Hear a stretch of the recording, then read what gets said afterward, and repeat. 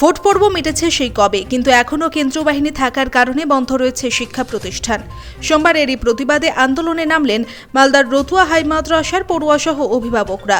স্থানীয়দের নিয়ে তারা পথ অবরোধ করে বিক্ষোভ দেখালেন হাই মাদ্রাসার সামনে। অবরোধকারীরা শিক্ষা প্রতিষ্ঠান থেকে অবিলম্বে কেন্দ্রীয় বাহিনী অন্যত্র সরানোর দাবিতে বিক্ষোভ দেখান। পথ অবরোধ বিক্ষোভ চলে বেলা 11:30 থেকে প্রায় 12টা পর্যন্ত। ফলে এই অবরোধের জেরে রাজ্য সড়কে তীব্র যানজট তৈরি হয়, যদিও পরে পুলিশের আশ্বাসে অবরোধ উঠে যায় বলে খবর। ফেব্রুয়ারি মাস থেকে আজ জুলাই মাসের 1 তারিখ হয়ে গেল, এই প্রতিষ্ঠানে বাচ্চারা নিয়মিতভাবে আর একদিনও স্কুলে আসতে পারেনি এবং তারা যে ভর্তি হয়েছে তারা নিজ রোল নাম্বারও জানে না। তারা যে পঠন পাঠনে যে 6 মাস অতিক্রম হয়ে গেল, অথচ রোল নাম্বার পর্যন্ত বাচ্চারা জানে না এবং কি করে পঠন পাঠন হবে। এখান থেকে বিএসএফরা এবং আর্মিরা অনির্দিষ্টকালের জন্য রয়েছেন।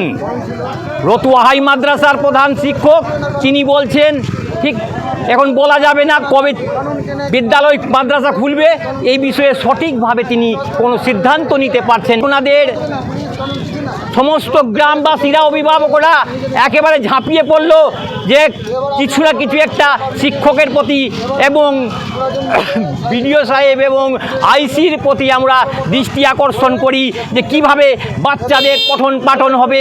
এই বিষয়ে আমরা বিস্তারিতভাবে আজকে জানার জন্য এবং মাদ্রাসা আগামী দিনে খুলবে কি না সেই বিষয়ে আমরা সঠিক পদক্ষেপ নেবার জন্য আজকে ছাত্র শিক্ষক অভিভাবক সবাই মিলে আমরা নিজ জন্য আজকে এই পথ অবরোধ করেছে ছাত্রছাত্রীরা এবং অভিভাবকগণরা।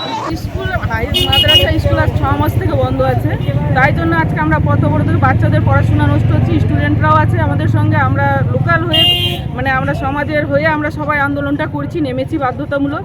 এখন আইসি সাহেব 3 দিনের সময় নিয়েছেন, ফোর্সগুলোকে নিয়ে যাবেন অন্য জায়গায়, কিন্তু আইসি সাহেবকে বললাম আপনাদেরকে জানিয়েছে হেডমাস্টার, কিন্তু হেডমাস্টার উনি বলছেন না আমাকে জানানো হয়নি। কত মাস ধরে বন্ধ আছে? আর প্রায় ভোটের আগে থেকে দাঁড়িয়ে পঞ্চায়েত ভোটেও বন্ধ ছিল 2-3 মাস, এখন আর 3-4 মাস চলছে, 6 মাসের মতন চলছে বন্ধ। কে আছে এখানে? কারা? এবং ফোর্স আছে, সেন্ট্রাল ফোর্সগুলোকে এনে রেখেছে। আমরা ক্লাস 10-এ উঠে গেছি, রতুয়া হাই মাদ্রাসার ছাত্রী, কিন্তু 6 মাস হয়ে গেল আজ পর্যন্ত স্কুলে কোনো ক্লাস হচ্ছে না, কিংবা একটা পরীক্ষা হচ্ছে না, ভালো পরীক্ষা হচ্ছে না। আমরা সেন্টারে গিয়ে কেমন করে পরীক্ষা দেবো, কিংবা স্যারেরাও এমন গুরুত্ব দিচ্ছে না যে আমাদের স্কুল হবে কি ভালো মন্দ। এখন যে এতগুলো রাস্তা আটকে রেখেছি, তবুও স্যার হেড স্যার বের হয়ে আসছে না এখন পর্যন্ত। ব্যুরো রিপোর্ট, সুন্দর বাংলা নিউজ।